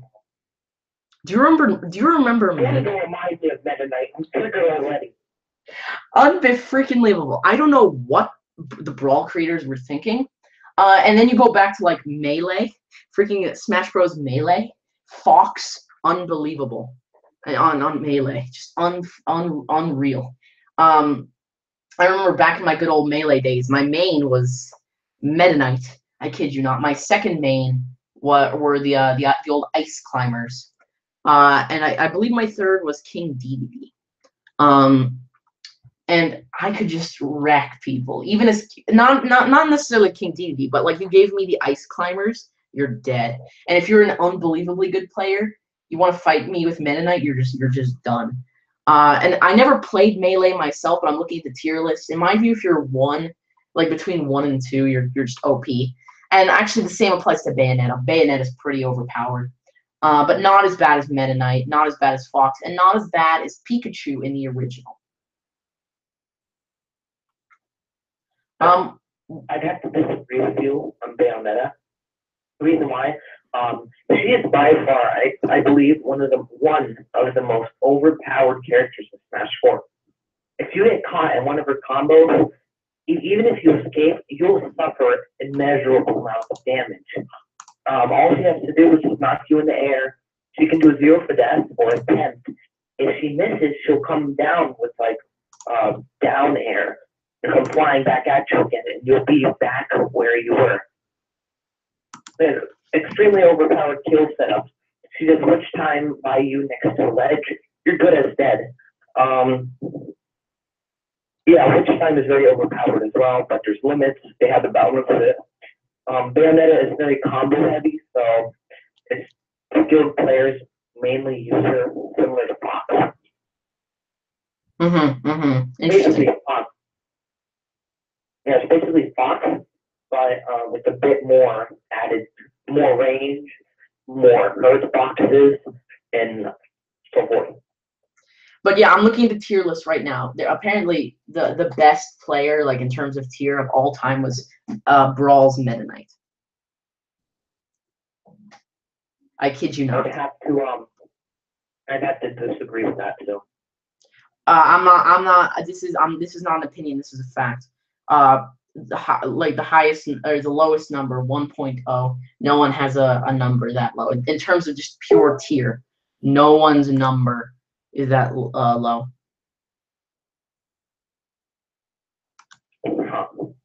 So yeah, the top 5 players of all time. So I'm kind of interested in this list. Number 1 being Meta Knight from Brawl. Number 2 being Pikachu from the original. Number 3 being Fox from Melee. Number 4 being number 4 being Bayonetta from this one, and number 5 being Kirby from the original as well. Interesting. One thing that I found that really interested me, Pikachu. Sorry, not Pikachu. Kirby. In the original Smash Bros, Kirby was the second best. In Melee, out of the 26 characters, Kirby was the worst. What happened? And Kirby really never regained his title. In Brawl, I'm trying to find Kirby right now. But what do you think happened while I'm searching here for Kirby? Okay, I'm sorry to interrupt, but basically Kirby is almost imperfect fighter. That's why he has the suck ability. One of the back then in Melee, I believe Kirby's once you're up ahead a couple stocks, back throw them when you're on the very edge of the ledge. That rhymes, and you'll kill them. You'll actually do like a pile driver backwards. Yeah, kind of like Ganondorf's thing. And if you were to suck, if you were to swallow them in your stomach of black space, whatever, and you were to fall, you have to kill them and you won't die. So if you were to put that in the more modern Smash, it becomes very overpowered. Because now I think you'll die first if you swallow and then fall. And most characters can recover, but now with this Kirby, much better. And the end lag, I guess, was much better back then than it is now, but it had bounce. Well, the thing about now is like Kirby still has amazing recovery nowadays, and to the point where like if you go midway under the ledge, Kirby can recover from that, but not many other characters can. Like Bayonetta can, but like you take like Ganondorf, Ryu, Little Mac for certain. Don't even talk about Little Mac recovery. Link, possibly Mario, Jigglypuff, like a ton of these characters, even though they have good recoveries, not Little Mac though, not Little Mac. But they still would not be able to recover unless you have an exceptional recovery like Bayonetta or who else has an exceptional recovery? Huh? Sorry, I'm sorry to interrupt, but Villager as well. Villager, Zelda possibly. Unless you have recoveries like that, you're not going to survive the suck moving and like if you spit out on time and like move near the middle of the bottom stage. And by the way, who is your main? Who are your top 3s actually? Wait, what? Who are your top 3 in Smash? I currently don't have a main. I usually try to stick with a couple characters if I'm really feeling it. if I'm really feeling a certain character, I'll main that for a while. Who are you? My top three, I guess, without putting a rank on them, my top three would be Mars, Jigglypuff, and Captain Falcon, actually. Okay, interesting. Marth, Jigglypuff, and Captain Mars Falcon. is amazing for spacing. If you get the Tipper near the ledge, or you get that little that neutral jab thing once and then smash attack, you're set. You win the game. Pretty much every time. Great zoning, great kill power, just a little bit of lag, but you can fix that with the spacing. It becomes one of the most overpowered, especially with Tipper. Jigglypuff, in my opinion, is so underrated. Like you wouldn't believe. As I said earlier, the combos are pretty good if you can pull them off. If you're really skilled and you pull them off. All combos are true meaning inescapable, and you'll kill them around 40 to 45. Inescapable combos, 40 to 45, you'll kill them. Very powerful. Even if you don't kill them, you'll still do a lot of damage. And then for Captain Falcon, he's actually a super fast character that does a ton of power, and the recoveries are pretty good.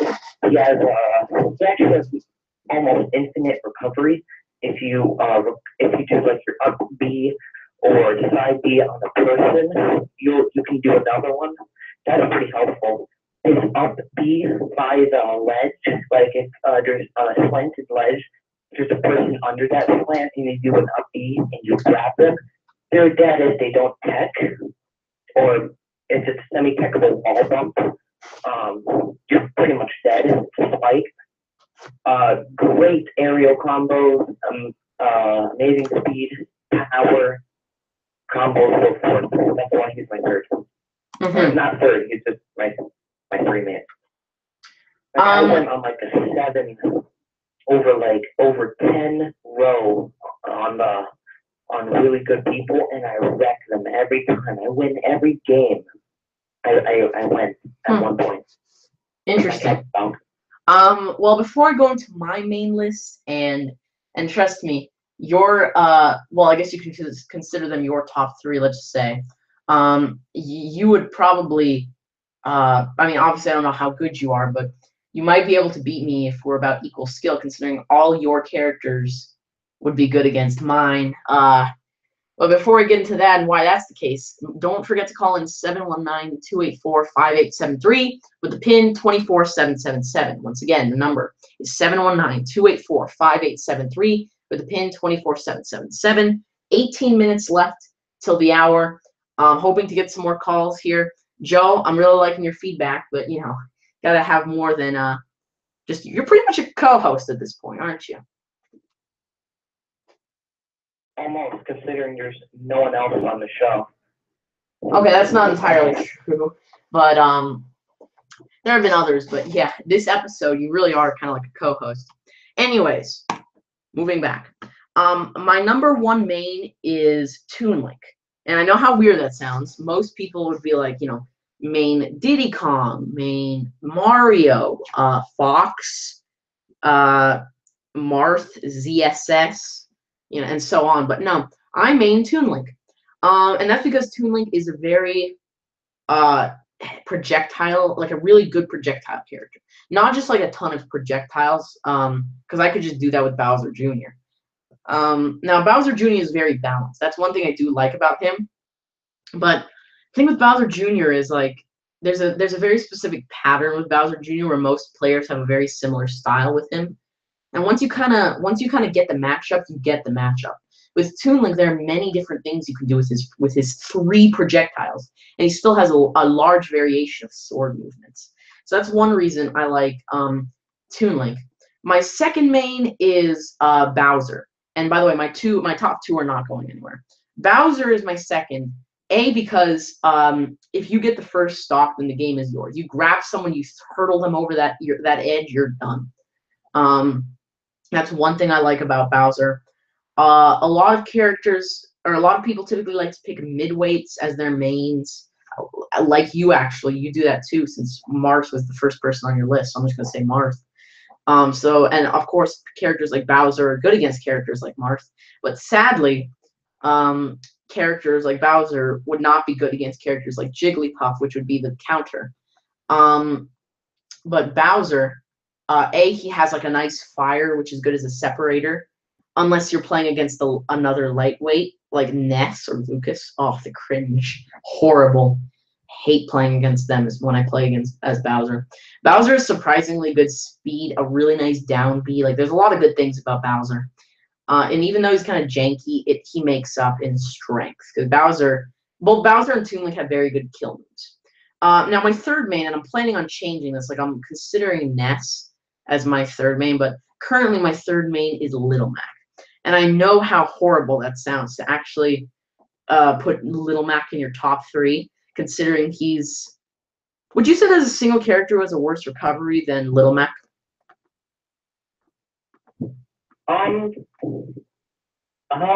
Actually, yeah.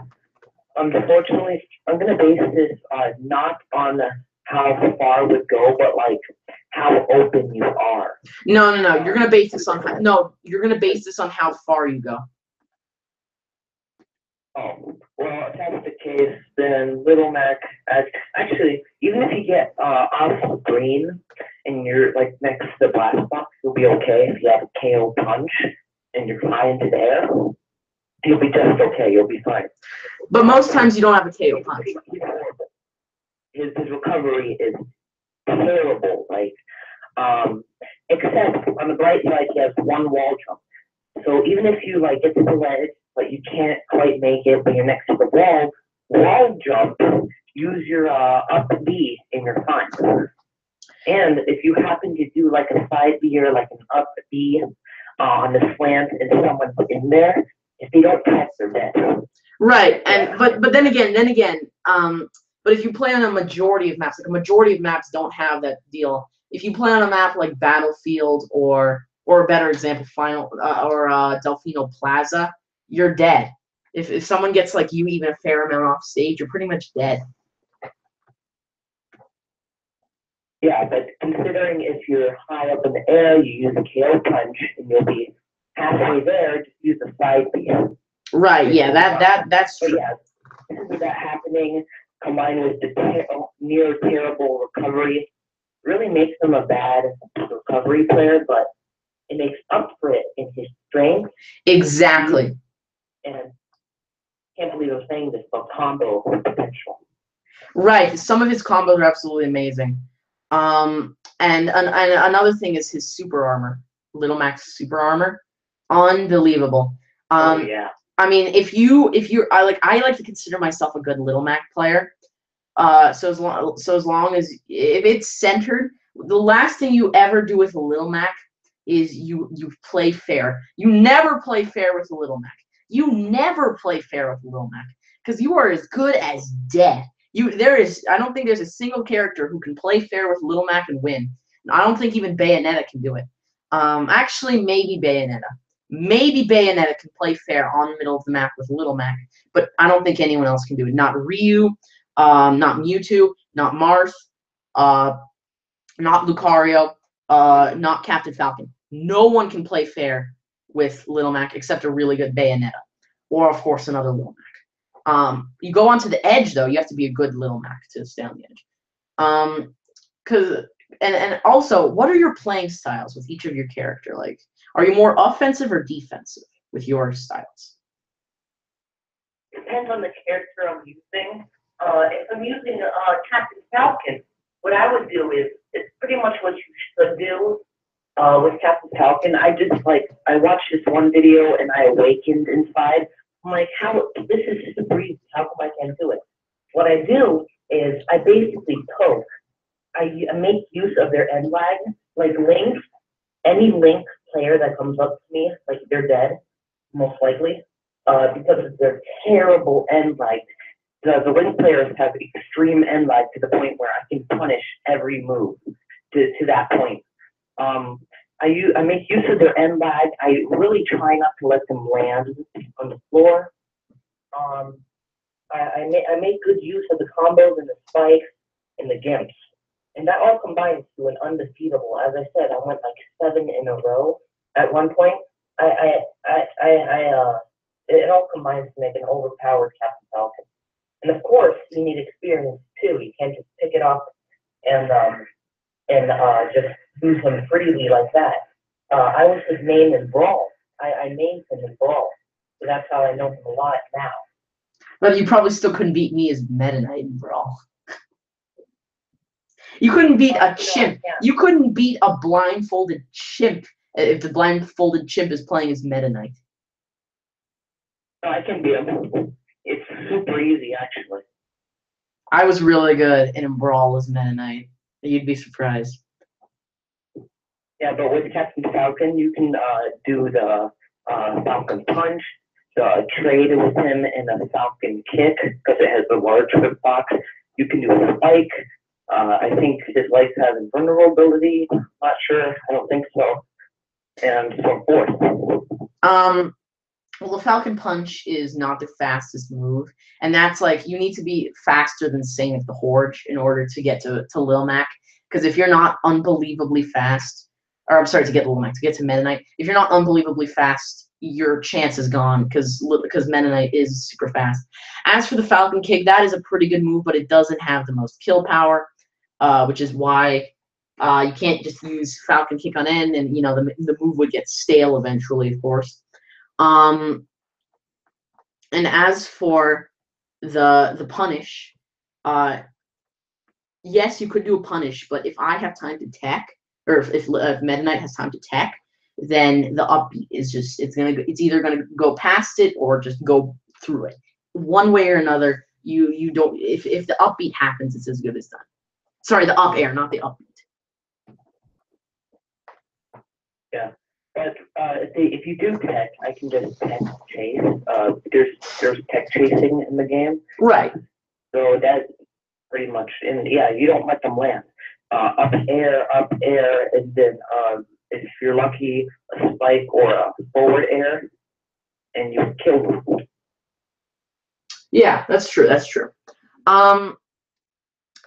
So I'm actually trying my hand with Ness right now, and it's surprisingly janky. Like Little Mac. Yeah, the spam really.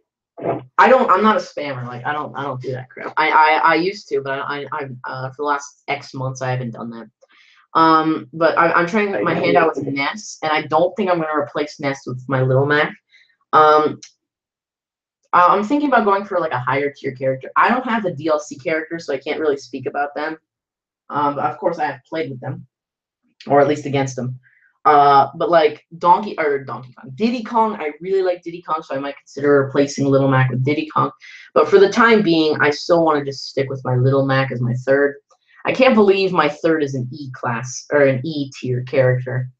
But yeah, that's how I got a B, a C, and an E tier.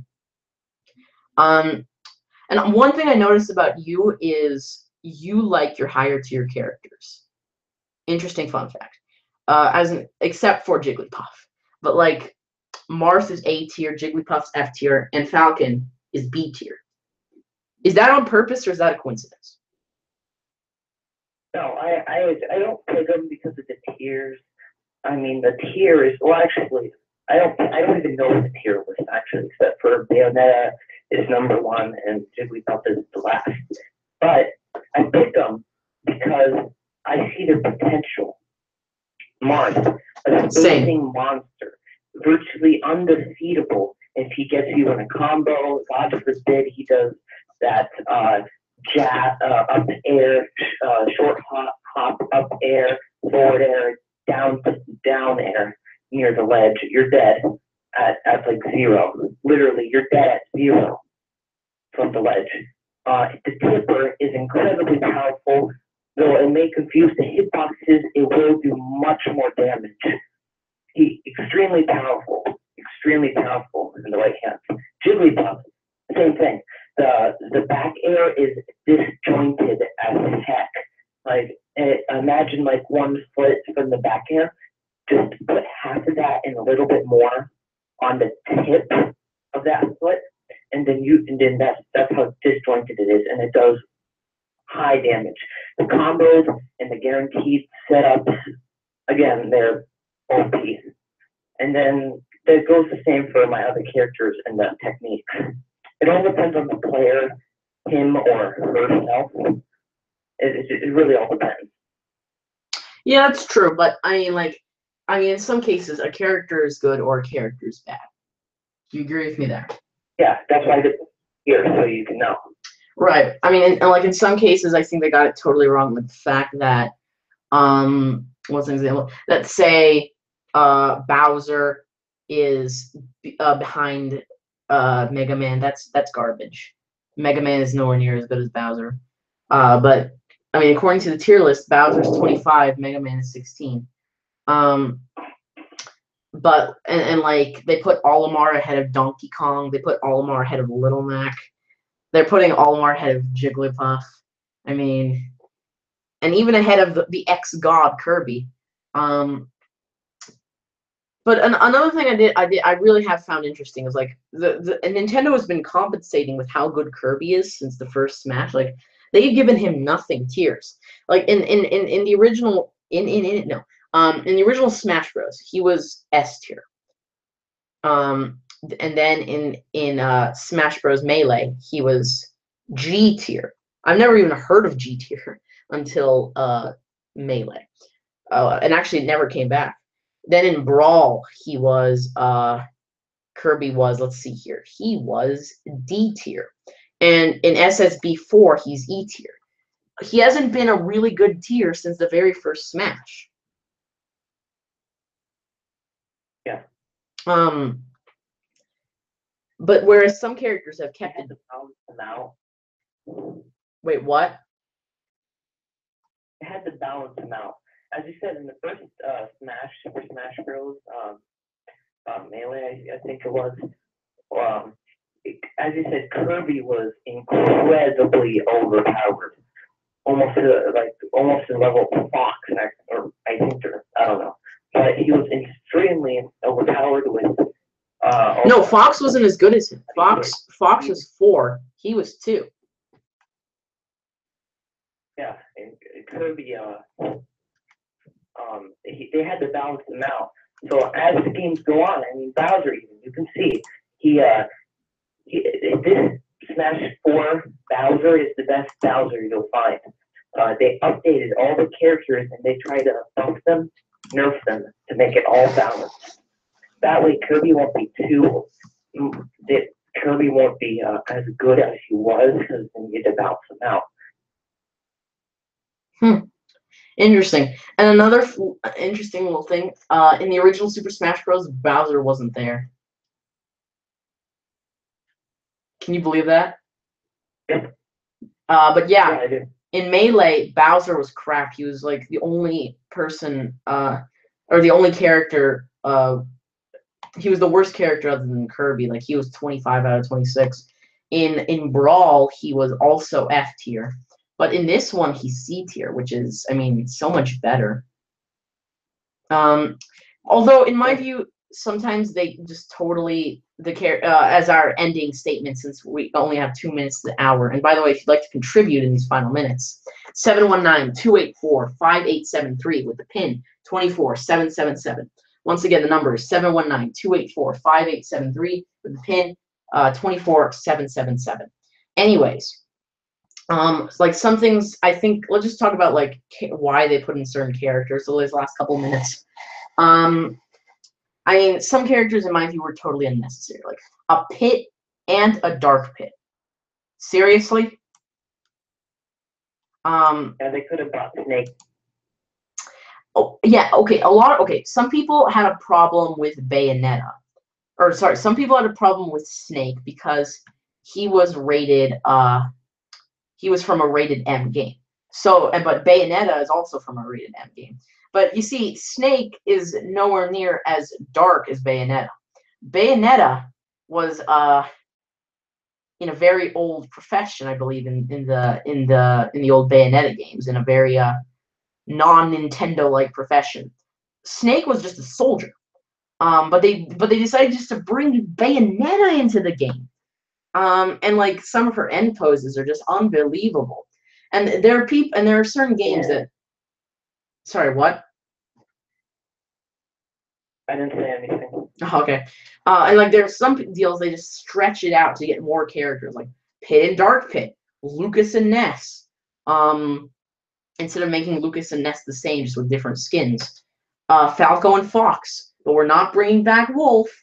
And then there are characters nobody heard of until the Smash games, like Mr. Game and Watch. They have freaking 8,000 anime sword fighters. They got Cloud, they got Shulk, they got Marth, Ike, Robin. I mean, I think I missed some. And I'm not counting Link as an anime sword fighter. Anyway, that'll do it for this show. Let me know what topics you'd like. Please don't forget to call in, let your friends and family know about this. Joe, it was my pleasure to have you. Looking forward to seeing you on more shows. Definitely not looking forward to seeing Caleb, though. And hopefully one day I'll run into each other in Smash. I'd love to Toon Link versus Marth, or Bowser versus... Call my mom if you want to hang out. Puff. Exactly, yeah, exactly. I have your number now, so just trace you. But seriously, that'll do it for this show. Thank you everyone so much for coming. Have a fantastic day.